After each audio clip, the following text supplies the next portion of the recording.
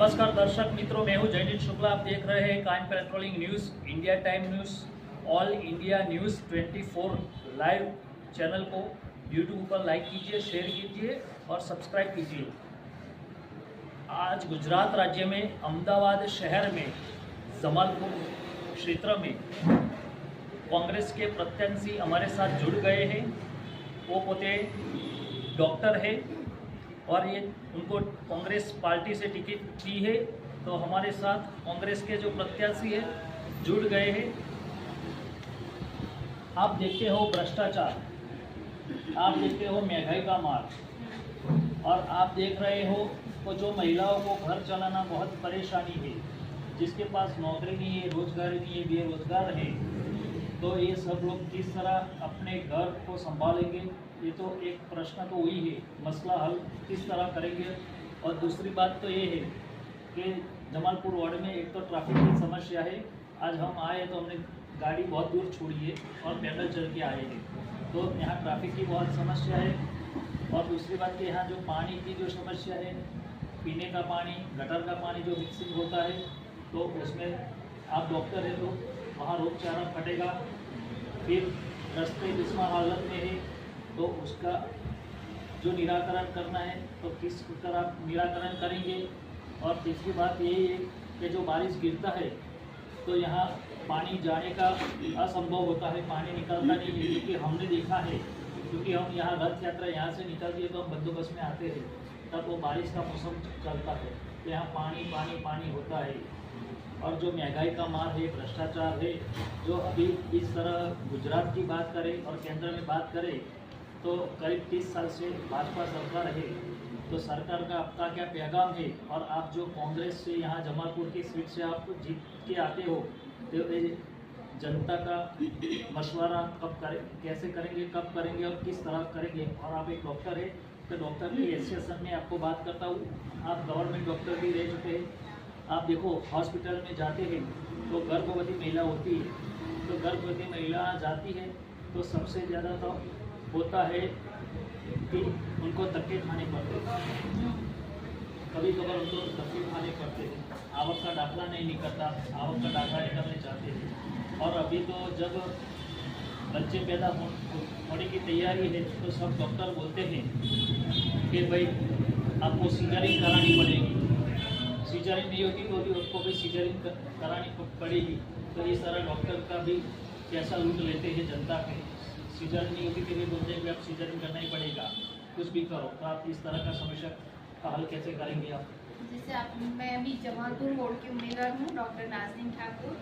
मैंने अभी door to door visit किया, इतने सारे लोगों ने मेरे को वो किया, मैंने पूरा जमालपुर विस्तार घूम के देखा। तो हाँ, कहीं ना कहीं गटर की, ड्रेनेज की प्रॉब्लम है, रोड की प्रॉब्लम है, ये सारी दिक्कतें हैं। तो उसको इंफ्रास्ट्रक्चर को सही करने की ज़रूरत है अभी। और एक्चुअली में ये ओल्ड सिटी है, तो पहले से ही इसके रोड रास्ते सकड़े हो चुके हैं, ऊपर से दबाण आ चुका है। तो वो जो अपोजिट लीडर पार्टी है वो इतना उस पर पूर्व एरिया में ध्यान नहीं देती है, तो वो उससे जमालपुर विस्तार में अभी काफ़ी कुछ बदलाव और विकास की ज़रूरत है। और जैसे कि मैं डॉक्टर हूँ, तो कहीं ना कहीं आरोग्य लक्षी भी समस्याएं जो है और जो योजनाएं सरकार गवर्नमेंट डालती है अर्बन हेल्थ सेंटर पे, वो गरीबी रेखा तक नहीं पहुंच पाती है। कितने लोगों को इसके बारे में नॉलेज नहीं होता है और तो उससे उसका वो लाभ नहीं ले सकते। बाकी अर्बन हेल्थ सेंटर पे काफ़ी कुछ सुविधाएं रखी जाती है, बट उसका नॉलेज हम प्रजा तक, लोगों तक पहुँचाए, ये हमारा काम रहेगा।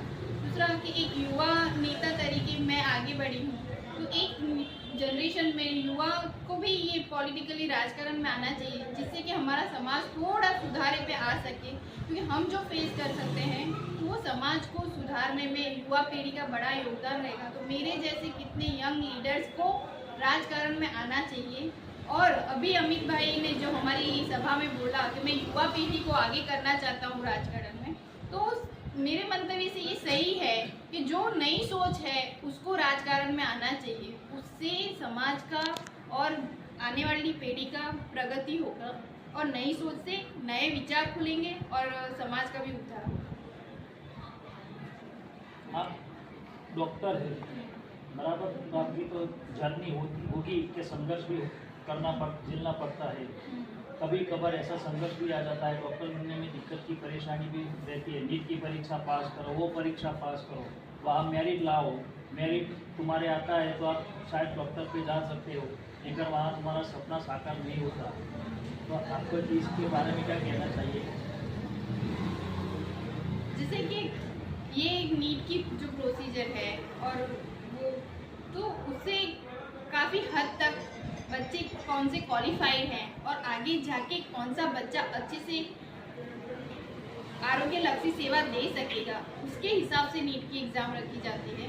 तो एक हिसाब से अच्छा है कि वो थोड़ा डिवीज़न हो जाता है, तो नीट के लिए जो क्वालिफाइड बच्चा होगा वही नीट क्रैक करके MBBS तक पहुंच सकेगा। आपने कभी कभी देखा होगा कि एग्ज़ाम लिया है लेकिन एग्ज़ाम का पेपर भी फूटा हुआ है। कभी कभार होता है कि एग्ज़ाम लिया तो एग्ज़ाम का पेपर देखो, आप समझो कि ये गुजरात सरकार जो परीक्षा लेती है गवर्नमेंट सर्वेंट के लिए, जब ये GPSC पुलिस की PSI की जो एग्ज़ाम होती है, तो इसमें कभी कभार आपको देखा होगा कि पेपर फूटा है तो पूरी परीक्षा रद्द हो जाती है। तो आपकी राय क्या है? आपकी जो सरकार आती है तो फिर से ऐसा होगा कि नहीं होगा, और इसका मसला कैसे हल होगा? हाँ, इसका मसला हल होना चाहिए।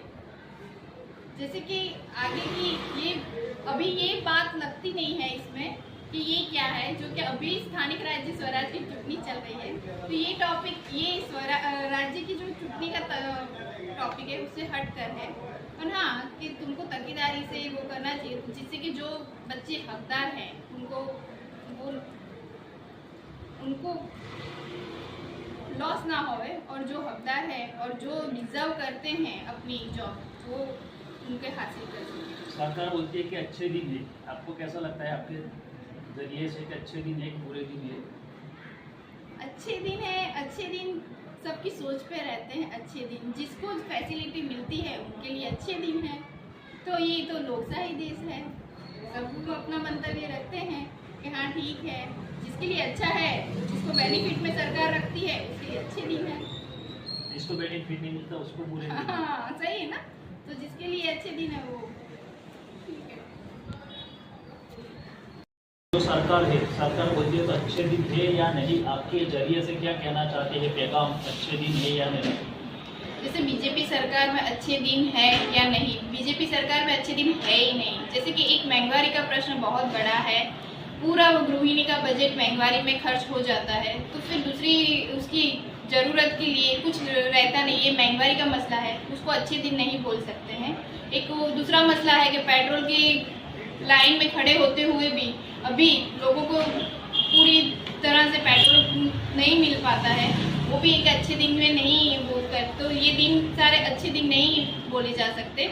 और जैसे कि पेट्रोल पहले जब कांग्रेस की सरकार थी वो 400 रुपये में एक बोतल फिल हो जाती थी, जबकि अभी गैस की बोतल फिल करने में 1100-1200 रुपये होते हैं, वो भी लाइन में लग कर लेना पड़ता है, तो वो अच्छे दिन नहीं है। तो भाजपा सरकार का जो मंतव्य है कि अच्छे दिन नहीं है, वो अच्छे दिन नहीं है। कांग्रेस के बदलाव के आने से अच्छे दिन का वापस चालू हो सकता है।